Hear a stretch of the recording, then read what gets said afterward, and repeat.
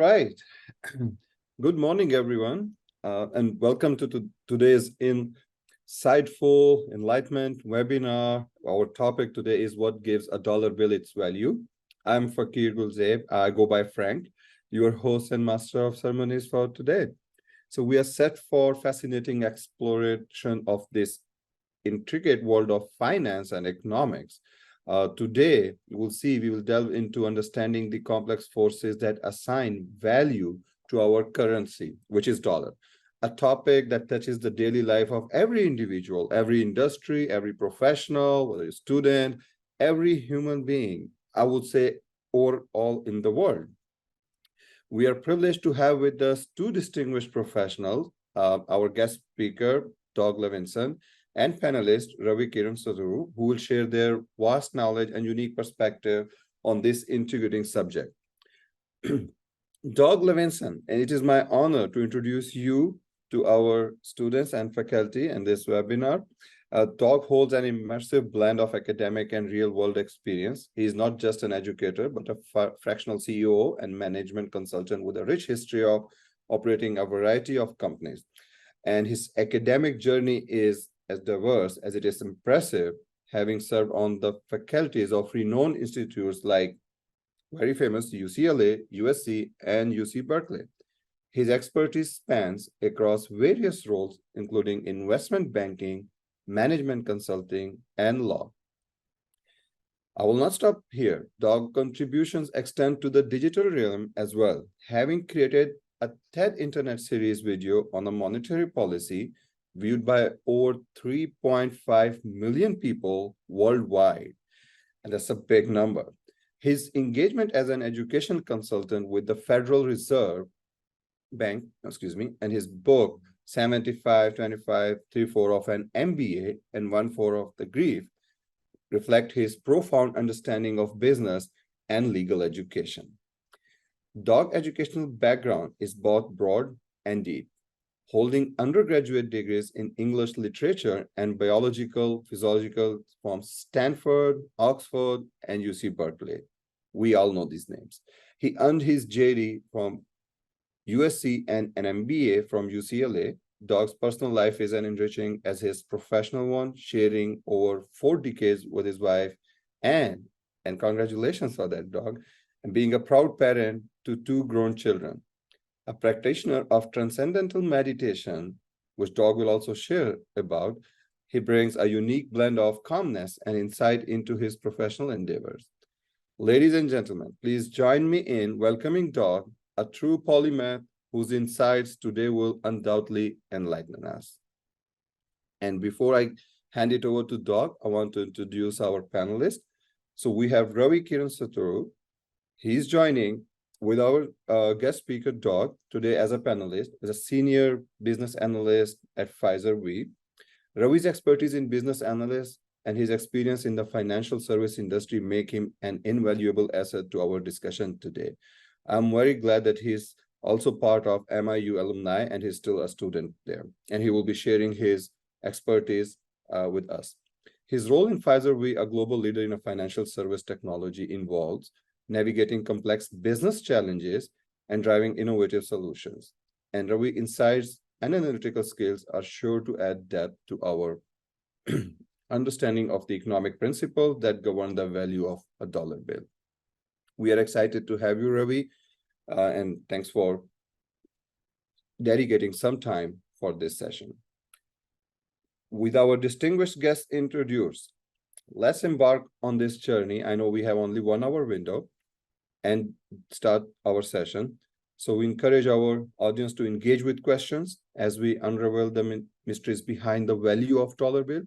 With further ado, I will give the session to our guest speaker, Doug Levinson, to commence today's session. And if you have any question, please put the question in the chat. We will have a Q&A session in the end. We'll have 15 minutes for that. I will be reading your questions and we will be taking Doug and Ravi thoughts on that. Well, thank you for that overly generous introduction, Frank. I'm very concerned with having gotten such a great buildup that I'll disappoint, but I'm going to do my best to be able to share at least a little bit of information. I want to confess at the outset, for all the years I taught, many years, both in academia and in the private sector, I've never taught in this format before, never attempted to teach in this kind of a distance learning format. And so please, everyone, do me the grace of allowing me to fumble through the format, the infrastructure of our chat. I'm used to having people ask questions and contribute in real time. I'll tell you one thing, that our topic today is what gives a dollar bill its value. And it will be helpful to me if people take out a dollar bill and have it available for part of our discussion. So I'll give a minute for people to dig through their wallets or purses and take out a dollar bill. Let me start at the high level, which is that this is a discussion about macroeconomics. And macroeconomics involves two important interrelated but separate disciplines. Fiscal policy, which relates to taxing and spending, and monetary policy, which relates to the money supply. Fiscal policy, in my opinion, is much better understood than monetary policy by the public at large. And monetary policy is a genuinely complicated subject that we're just going to have a chance to skim over today. We're not climbing deeply into it, but I'm trying to give you a little bit of an overview. I want to recommend that if you're interested, you look at that TED Ed video that Frank was kind enough to mention. And that's a nice overview about what gives a dollar bill its value. That was originally intended, just by way of background, I was asked by the people at TED Ed to produce an 800-word script to explain monetary policy to high schoolers. So that the targeting is high school level, not to suggest that anyone on this call would need such simplicity, but that was the original targeting, was could I please write an 800-word script to explain monetary policy to high schoolers, which is kind of a heavy lift, but as Frank was kind enough to point out, 3.5 million people have seen that. It's viewed about 1,000 times a day and has been for many years. So returning to that high ground of macroeconomics and the role of monetary policy,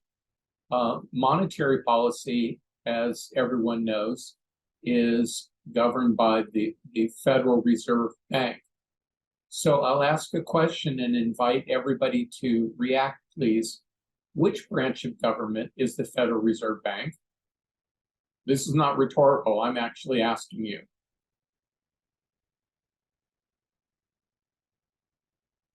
How many people think that the Fed is part of the executive branch? How many people think it's part of the legislative branch? How many people? Ooh, Annie had the right answer. It's not part of the judicial branch. It's not part of the legislative branch. It's not part of the executive branch. It actually is not a branch of the government. It's related to the government, and part of the relationship is that the Fed is run ultimately by Fed governors, and Fed governors are nominated by the president and confirmed by the Senate. But in theory, the the Fed should be independent of the government. The Fed structurally, the Federal Reserve Bank is made up of 12 regional banks. I'm in Los Angeles today, which makes me in the 12th district. It's the Federal Reserve Bank of San Francisco. They interesting to me at least, there is actually a Federal Reserve Bank of San Francisco, Los Angeles branch, where they have the second largest cash vault in the country.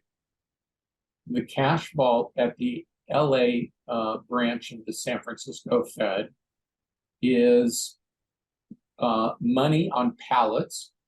The first pallet on top of the second, the second pallet, excuse me, on top of the first one. So it's about 15 vertical feet of money on pallets across the area of a football field with a robotic forklift. And it is quite interesting to be able to see that much money. The largest cash vault in the country, by the way, is in New Jersey. The Fed pre-positions cash as a homeland security effort. So if there were a calamity in New York, for example, there's enough cash in Los Angeles to feed every ATM in the country.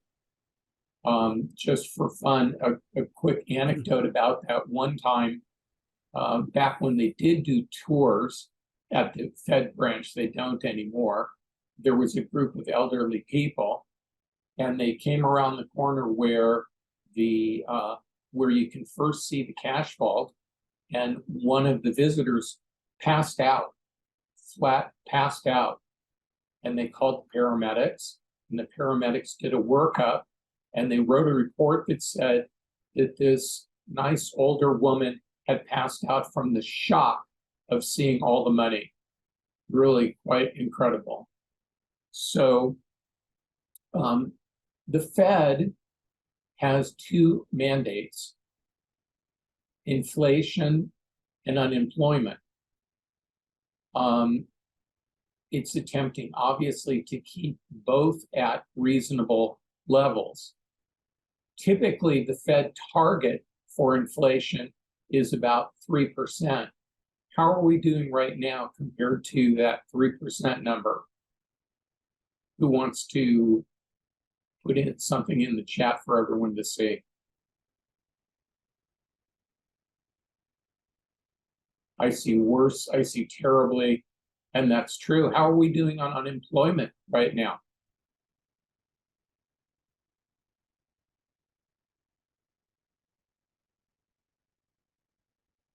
Unemployment right now is at pretty good levels.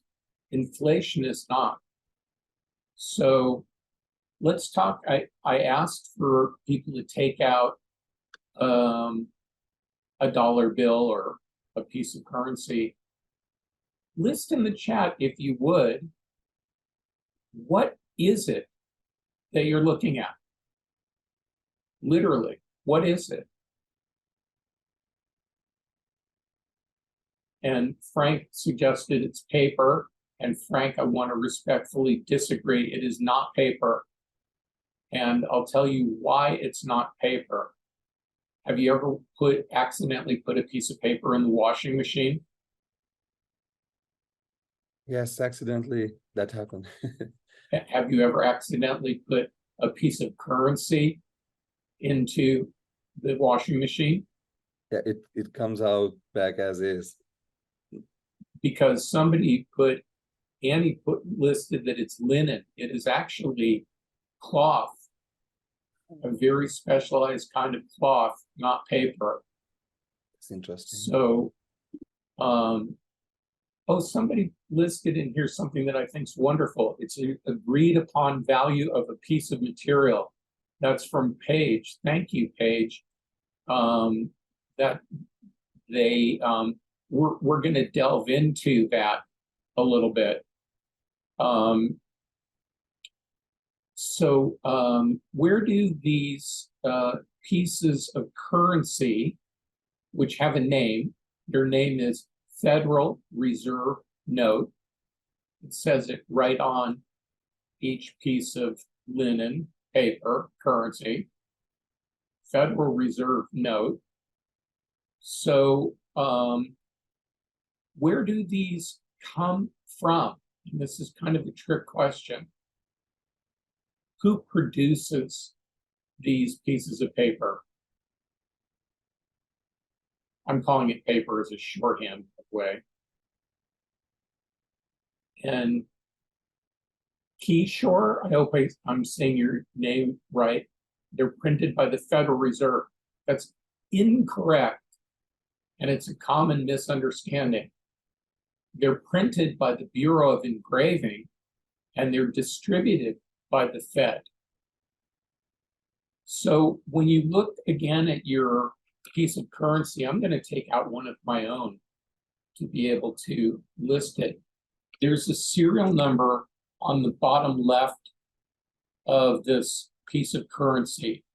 The one I'm looking at starts with a D and then has a long series of numbers. What other letters do people see in the serial numbers?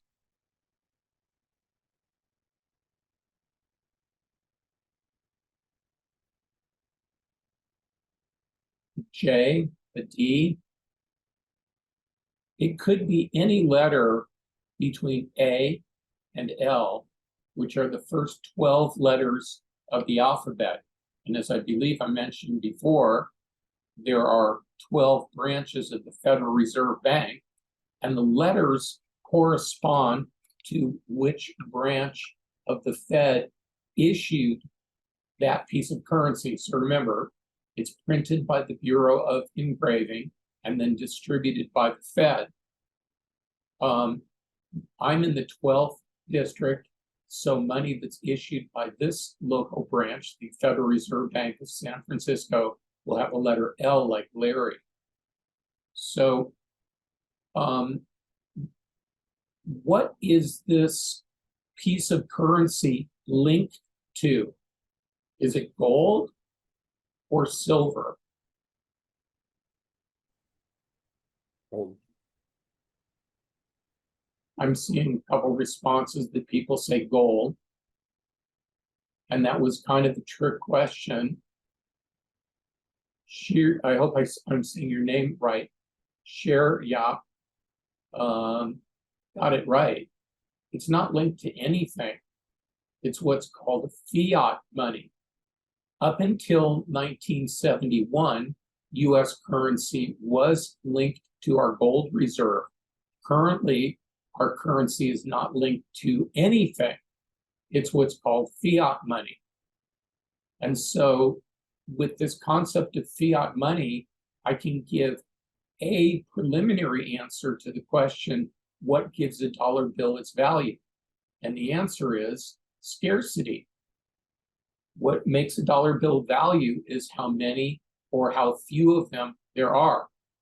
I'm going to amend that incantation a little bit. It isn't just scarcity, it's actually perceived scarcity. And the reason that I'm adding perceived is because monetary policy can be heavily influenced by consumer sentiment. So depending on what people think the money supply is, that may actually affect perceived scarcity. So how is it that the Fed controls the money supply? And I'm going to tell you about 3 principal tools that the Fed uses. First, it's important to understand a little bit about commercial banking. So think about the local commercial bank. It might be a Wells Fargo or a Citibank or Bank of America or smaller regional banks. But if you think about the local bank, people deposit money at the bank and the bank makes loans based on those deposits. Now, it's not as if the bank has a giant vault and all the money that's been deposited is sitting in a vault somewhere. To the contrary, the bank maintains a reserve to be able to cover cash flow needs, somebody who comes into the bank and wants their money back. But that's only a small fraction of the total amount that's deposited. So one way that the Fed can control the money supply is by dictating what percentage of deposits have to be held by banks on reserve. The Fed can also dictate what interest rate it pays to these reserve accounts. The commercial banks have accounts at the Fed, and the Fed pays interest on these accounts, and the Fed can adjust the rate of interest that it pays. So the first of the three tools is reserve requirements and reserve interest rates. The second tool is the what's called the discount rate. When the Fed, when banks loan money, they may have a greater need for cash than the deposits they've kept on reserve. And so banks borrow from each other on an overnight basis. And the rate at which they borrow from each other is called the Fed funds rate. The lender of last resort, if there's no money that's otherwise available, is the Fed itself. And the Fed will loan at what it calls the discount rate. And so the Fed funds rate and the discount rate are linked to each other. They're not always the same. One may be slightly higher or lower than the other. But the second of the three tools that I mentioned is the Fed funds rate and the discount rate. The last of the three tools that I want to get into briefly is what are called open market transactions. The Fed owns a vast amount of securities, typically treasury bills and treasury bonds. The difference between treasury bills and treasury bonds is the length of time until they mature. And the Fed can either sell treasury securities to banks, and if it sells treasury securities to banks, then the banks pay for those securities out of their reserve requirements. Their reserve accounts, are lowered because they're buying these securities. The inverse in that, when that happens, when the Fed is a seller, that's what's referred to as quantitative tightening. You may be familiar with the term quantitative easing. The Fed did a large amount of quantitative easing during the coronavirus pandemic to increase the money supply. And the way the Fed increased the money supply was by buying treasury securities from banks. And they pay for that by increasing the bank's reserve accounts. So going back to the top level and just a quick pass through what we've covered, the macroeconomy includes fiscal policy and monetary policy. Monetary policy is governed by the Fed. The Fed is independent of the government, but has some relationship to the government. The Fed controls the money supply of what's called fiat currency, currency that's not linked to any precious commodity. And the Fed uses a vast amount of data to decide how to control the monetary supply. And it does that using three tools: affecting the reserve requirements and the interest paid on bank reserves, by affecting the discount rate and the Fed funds rate, and by what are called open market transactions, which are buying or selling government-backed securities. So with that high-level overview, I want to throw it open to questions from our panelists. My question is, in what ways does the advancement of artificial intelligence technology influence or potentially transform the value of the dollar in today's economy? I want to make sure that I understood your question correctly. You're asking about the role of AI Yes. in monetary policy. Is that your question? Yeah. Well, let me start answering by saying no one knows, because AI is evolving, even as we speak, evolving on a daily basis. AI refers to, of course, artificial intelligence, software-based systems that attempt to mimic the pattern through which humans think. That could be something as simple as a Roomba vacuum cleaner or a Nest thermostat, or as complicated as Bard or ChatGPT. In general, an answer to your question would be that in order to make decisions on the money supply, the Fed analyzes huge amounts of data. And the tools that I mentioned, the three large tools that the Fed uses, are each very complicated. They have not only first order effects, but second and third order effects. And the Fed is pursuing what I would describe as a Goldilocks policy. You all remember the fable of Goldilocks and the bear saying, this porridge is too cold, this porridge is too hot, this porridge is just right. So the Fed is trying to strike a balance and get the porridge just right, have just the right amount of money in the US money supply.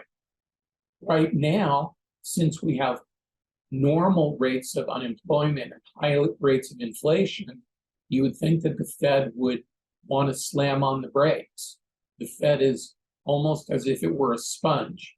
You have a bucket of water, and the Fed can either soak up water and reduce the amount of water in the bucket, or you can wring out the sponge and have more water in the bucket.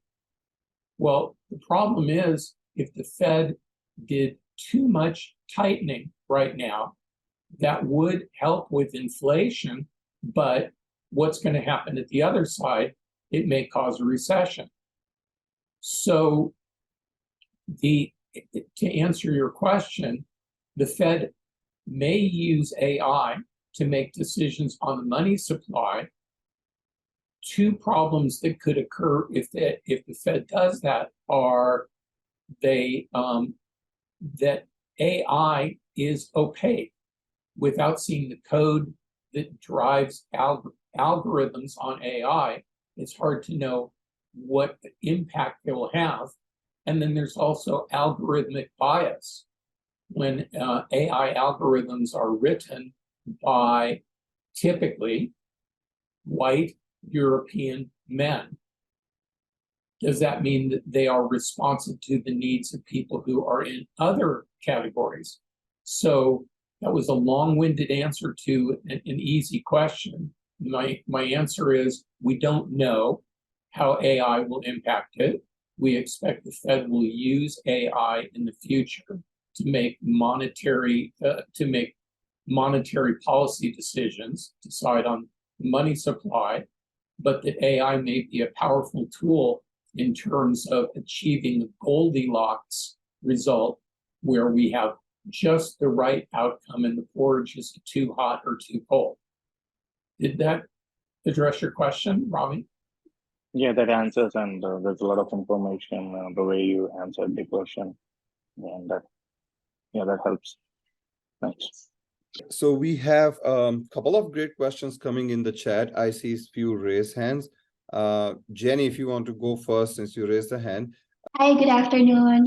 Yes, I have a question.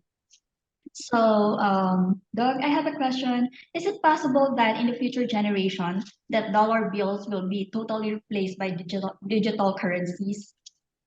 And how are we prepared for that? So I think your question, thank you for a good question, is about cryptocurrency. The value of cryptocurrency is like US currency in that it's not based on any external valuable commodity like gold or silver. Cryptocurrency is also based on, is influenced by the performance of the US economy. And so as the US economy grows or contracts, the value of cryptocurrency may be impacted. I do not personally anticipate that cryptocurrency will ever replace government-backed securities. The original concept really behind cryptocurrency was that it was transactions without intermediaries, so they could have a higher level of discretion. And so people who were dealing in illicit businesses favored cryptocurrencies. There also is a strong issue about whether and how cryptocurrency transactions can be taxed. Transactions that are in US currency, of course, are easier to trace. And so I don't anticipate cryptocurrency ever replacing traditional US currency. I hope I answered your question. Thanks, Doug. Thanks, Jenny. That was a great question. You actually read my mind. I was also excited to ask about this, and that was a great answer that brings some security as well. I have next question. What is the definition of Federal Reserves? I'm not asking of Federal Reserve Bank. So a difference between Federal Reserve Bank versus Federal Reserves, if you have any thoughts on that, Doug. Well, I think that this is asking about reserve accounts. Commercial banks, as I expressed earlier, maintain accounts with the Fed. They literally have money on deposit with the Fed. And these are the reserve accounts I was referring to, where banks have money available to cover withdrawals of cash from depositors. Recently, we saw the collapse of Silicon Valley Bank. The reason that Silicon Valley Bank collapsed was because too many depositors wanted their money back all at once, and the bank didn't have sufficient reserves to be able to give everyone the money they wanted back. By the way, Silicon Valley Bank, you're probably all familiar with FDIC insurance. The federal government insures deposits at commercial banks up to $250,000. At Silicon Valley Bank, more than 80% of all deposits were in excess of the FDIC limits. But the Treasury Department decided it would honor all accounts at Silicon Valley Bank, even those that exceeded the level of FDIC insurance. Interestingly, we all pay for that insurance. It's not free. It's included in the interest rate we pay banks on loans, the charges we pay on credit cards. And so when Treasury made the decision to honor all requests for cash from Silicon Valley Bank, that was a hit to the federal deposit insurance system. I hope that answered your question. Thanks, Doug. I have next question. It's asking, how has the increased use of debit cards affected everything? And I'm assuming the person who asked the question is referring to the economy by everything. I'm assuming this question specifically refers to debit cards as opposed to credit cards. Yes, debit cards. And debit cards really are just a surrogate for cash. And so the reliance on debit cards, our family relies on them all the time. we typically have very little cash in our wallets because we need so little cash. So, and part of the advantage of using the debit card is that it traces transactions for us in a way that just using cash would not. So the overall demand for cash may be reduced because of the use of debit cards, but the use of debit cards does not influence monetary policy. There still is the same need for money in the system that there would be even if it were currency. So the amount of currency may be somewhat reduced by the use of debit cards. It's a good question, but that doesn't affect monetary policy.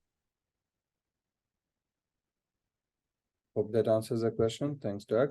I have another question in queue from Kishore that says, how do we qualify a recession? Has it been changing the recent economy? And also following this, are we in a recession now? Well, there's a joke. If you ask 3 economists about the economy, you'll get 4 opinions. The traditional definition of recession is 2 consecutive quarters that the gross domestic product contracts. Technically, we are not now in a recession, although we're in a period, as I mentioned earlier, with very high unemployment. There is great concern in many quarters that we may be headed for a recession. And if we are, that would be a huge blow to the world economy.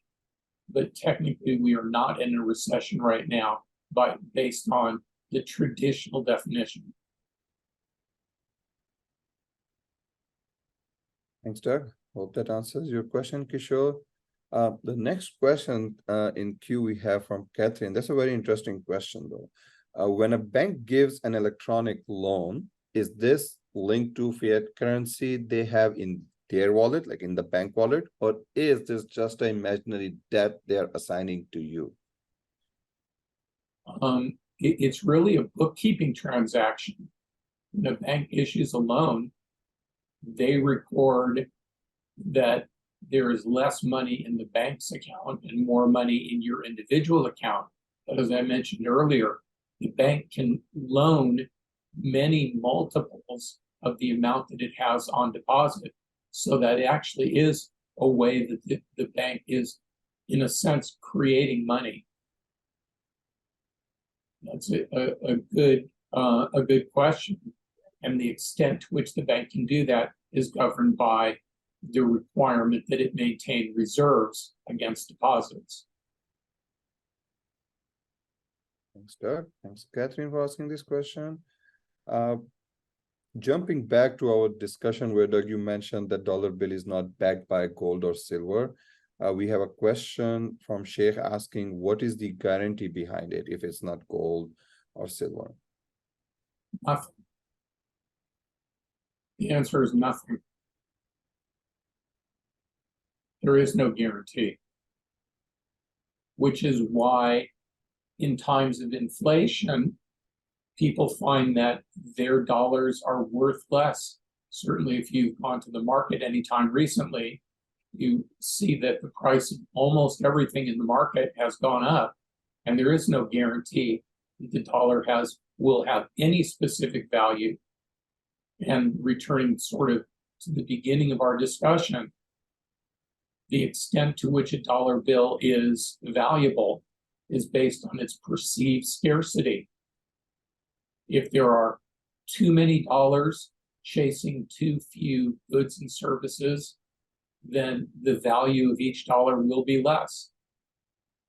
If there are too few dollars chasing the goods and services in an economy, then the value of each individual dollar will be more. But it doesn't come with a guarantee. Thanks. Continuing this discussion, we have another related question. Dollar is the international primary reserve currency of trade. What could change it to, say, euro or yuan? You know, that's an interesting question and beyond my expertise. The U.S. economy is the 800-pound gorilla, and the US currency has been the default reserve worldwide historically at all times. I'm not aware of anything that would cause a change in what's considered the ultimate international reserve currency. It's a really interesting, good question. Thanks.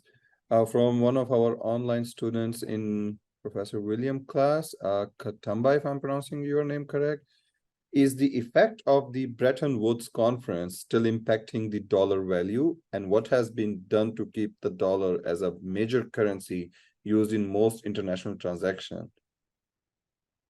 Well, the Bretton Woods conference refers to a conference at which the notion of a Federal Reserve System and the structure of the system was set up.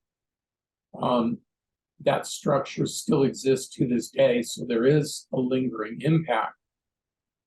I don't think that there is any effort to the second part of the question. I don't think there's any specific effort to keep the dollar as the reserve currency of choice internationally. Rather, it's a function of the size of the US economy. My knowledge on the topic is pretty minimum as well, but BRICS stands for the Brazil, Russia, India, China, South Africa currency.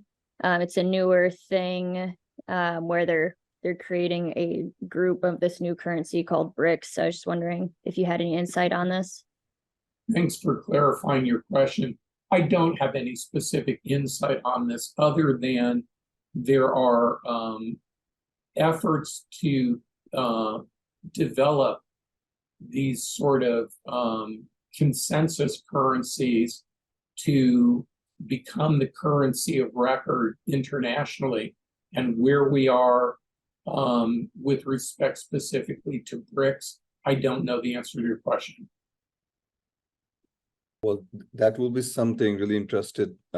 We can maybe in any other session, or at least that will be Paige. Thanks for sharing the question. That will be a takeaway for me to further. I will tell you this, Paige. I've been so privileged to be able to teach at some wonderful institutions. And when I very first started teaching, I got some advice from the Dean of Academic Affairs at UCLA Business School. And she told me, when the answer to a question is, I don't know, say, I don't know. That if you try to pretend that you know the answer, you really lose credibility and lose the student's respect. So I'm sticking with, I don't know, as the answer to your question. If we had a follow-up session a week from now, and I wish we did, I would research it and be able to give you a more thoughtful answer. Good question, though. So great questions going on, Doug, based on all the discussions we have, looking at the current economic trends. Some people are saying we are in recession, inflation is high, all that stuff. Based on all these trends, I'm sure you are following them very closely. Where do you see the value of the dollar heading in the next decade? In the next 10 years. That's a long window, a long horizon to be able to form an opinion, which means this is really just my opinion and worth as much as everybody paid for it, meaning nothing. My opinion is that the global economy will continue to grow. I expect additional enfranchisement of people who are not part of the global economy now, as third world countries lift more and more people out of poverty and consumerism increases. As consumerism increases, there'll be additional demand for goods and services. And so over the long horizon, I would expect the economy will grow, continue to grow at a modest pace. That doesn't mean a continuous smooth upward curve. I expect that there will be moments that the economy cycles down and cycles back up. one rule of macroeconomics is the economy always cycles. The cyclicity is irregular, but a definition of macroeconomics is the ability to predict or control the frequency or the frequency or amplitude of these waves. So imagine for a moment the economy is cycling up and down, up and down. The cyclicity is irregular, but if I wanted to draw, let's say, a sine wave, and I wanted you to be able to copy it, I would need to be able to tell you about the amplitude and the frequency of these waves. Amplitude, height, frequency, the distance between the waves. By the way, that's where the terms in radio come from, AM and FM, amplitude modulation and frequency modulation. So backing up to the top of your question, I would expect over a decade span of time that there will be up and down cycles, but that the overall trend will be positive as additional consumers begin consuming goods and services, particularly in third world countries, and focusing specifically on Asia and Africa. Well, thanks for explaining it. And I mean, yes, there will be a lot of uncertainties, but eventually it will grow. But for the average person, let's say I'm talking about myself, how does this fluctuating value of the dollar impact our day-to-day life? And so for every other normal person, how does the fluctuating value of the dollar impact when you talk about the waves, and it will go up and it will go down, such as there's our savings, our investments, and our purchasing power? How should we get impacted, and what would you advise to get ready with the ups and downs of the dollar value? Well, one answer to your question is that calls upon the difference between spending and saving. And someone asked a question about that. Are you inclined to spend or shop this holiday season? I'm interested to hear people's answers. But to the extent that people save, there are a variety of ways that people can save. For example, equities, as in stocks that trade on various exchanges, and fixed income securities, which might refer to government-backed securities like treasury bills, treasury bonds, municipal bonds, utility bonds. And there also is real estate. So to the extent that people are saving, what fraction of their income are they saving, and how are they designing a portfolio among these various asset classes in order to best protect themselves? So ultimately, an important, a critical issue in savings is liquidity. So I'll give you an example. I'm very fortunate to have bought a house in Los Angeles 30 years ago. The value of my house has tripled or quadrupled on paper, but I emphasize on paper, because that's an illiquid asset to us. I can't really go and spend that money other than perhaps by getting a mortgage, getting somebody to loan me money against the equity. So you get saving versus spending. To the extent that people are saving, asset classes that people are putting money in, and the liquidity of those various asset classes all figure into personal financial decisions. People's expectation of what will go on with the economy, which is referred to as consumer sentiment, greatly influences the extent to which people save or spend. And on the spending side, what they spend money on, disposable things or durable things. On the savings side, where they invest their money and how liquid those investments are. But those things are all based on consumer sentiment. Consumer sentiment is one of the many things that the Fed takes into account in making its decisions on monetary policy. Remember, I mentioned before that the value of the dollar is based on perceived scarcity. So that's where we loop in this notion of consumer sentiment, is on what people think will happen next. And I think there is some fairly broad concern that we're on the brink of a recession. And if the Fed tightens the money supply too much right now, it could launch us into a recession. I hope that answered the question. As we draw this seminar to a close, I'm struck by the depth and the breadth of insights we have gained today. Personally, if I talk about myself, I have a lot of misconceptions about the dollar, which got clear. So thank you, Doug, for clarifying and sharing all those basic things, which I didn't know, at least. The discussions and the perspectives shared, especially by you, Doug Levinson, and our panelist, Ravi Kiran Sturu, have not only deepened our understanding, and I believe everybody in this session will agree with that, the value of dollar bill, but also highlighted the complexity and intricacies involved in overall how money flows, how the dollar is created, what department, which teams are involved, and how the value is created.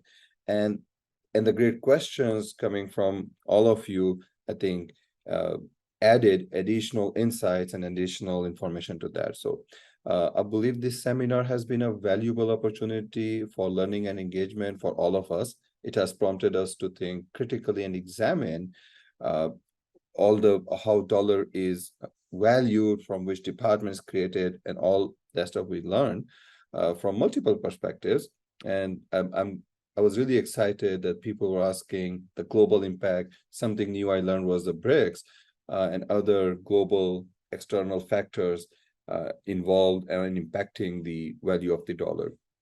So the interactive nature of this event, coupled with the expertise and experiences shared, has undoubtedly enriched our knowledge and understanding. So thank you so much, Doug and Ravi, for that. Looking forward, the insights from today's discussion will serve as guiding frame for us. And I think at least I learned something which I can share in my circle and actually ask people about these things if they know that. So I'm very personally inspired, and I encourage each one of you to reflect on how today's learning can be applied in your own context. And when you go after this session, that's what I do when I attend the seminars. I kind of give it a second thought, what the discussion was about, what were the questions are, how we answered them. So that's how I keep my learning with me for my future. Thank you once again, Doug, Ravi, for joining us, for sharing your thoughts on this, and big thanks to all the audience coming here and asking great questions, for the participation. Really impressive. And I believe we'll continue to explore more, learn more in future if we have more series or more sessions or more seminars, and that will enhance and enlighten our experiences and our knowledge base. I would like to thank you very much for including me and for making me feel so welcome. As I mentioned at the outset, I'm not familiar with this particular structure for doing a presentation, but everyone really made me feel welcome and comfortable, and I feel blessed by your kindness. Thank you so much, Doug. Ravi, you have any last minute comments?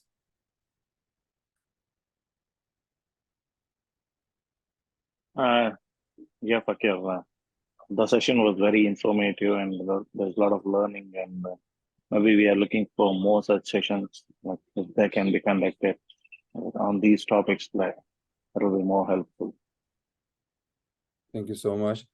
Once again, thanks, Doug. Thanks, Ravi. And everyone who attended. You guys have a wonderful weekend, blissful weekend, and have a great day.